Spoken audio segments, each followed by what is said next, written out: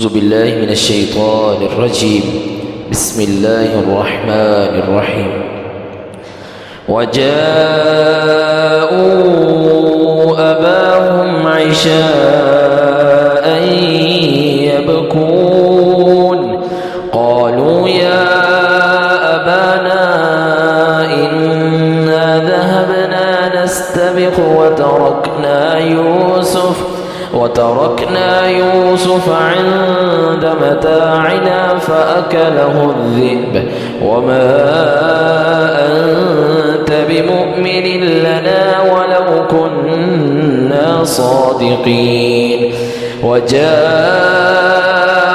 على قميصه بدم كذب قال بل سولت لكم أنفسكم أمرا فصبر جميل والله المستعان على ما تصفون.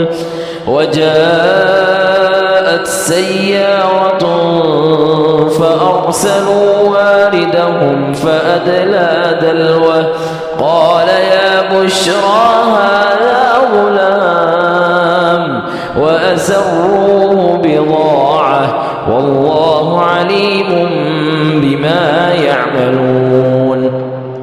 وشروه بثمن بخس دراهم معدودة وكانوا فيه من الزاهدين.